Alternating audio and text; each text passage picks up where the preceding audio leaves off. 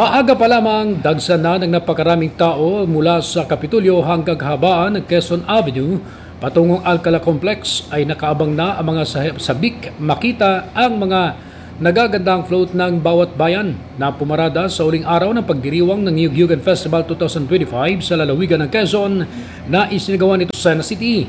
Sa naturang kaganapan, kanya-kanyang pakulo ang bawat bayan habang ibinabandira ang mga ipinagmamalaking produkto ng bawat lugar at ang iba pa naman ay meron pang kasamang artista katulad na lamang ng Infanta Quezon. Nakasama ni Mayor L.A. Ruanto ang bagong kasal na sina Edgar Alan Guzman at Shaira Diaz na nakiisa sa Niyog-Yugan Festival.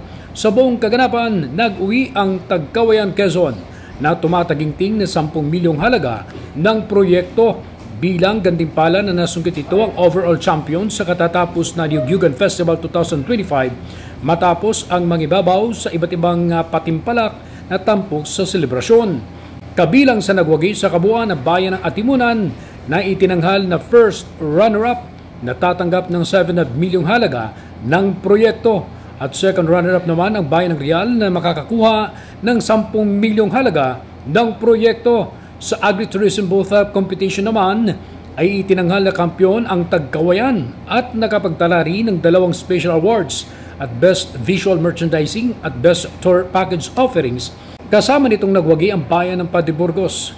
First runner-up, gumaka naman ang second runner-up at Buena Vista na third runner-up. Nakuha naman ng Infanta ang special award bilang pinaka-highest na benta sa buong kaganapan. Samantala, sa makulay na parada ng Niyog-Yugan Float 2025, itinanggal na grand winner ang bayan ng Atimunan habang pumapangalawa ang Real at sumugod ng Lopez, Gumaka at Pagbilao.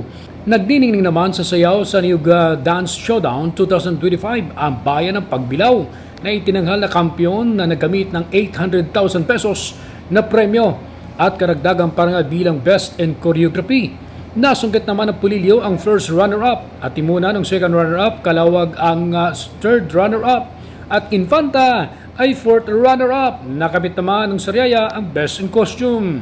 Ang Niyog-Yugan Festival ay taunang selebrasyon ng Quezon na nagbibigay pugay sa mga magsasakang magdiniyog at produktong niyog bilang pangunahing produkto ng lalawigan at ipinapakilala ang mayamang kultura, sining at tradisyon ng mga Quezonian. Ronda balita mula sa lalawigan ng Quezon. Ako si J.R. Narit, naghahatid ng mahalagang impormasyon at balitang totoo.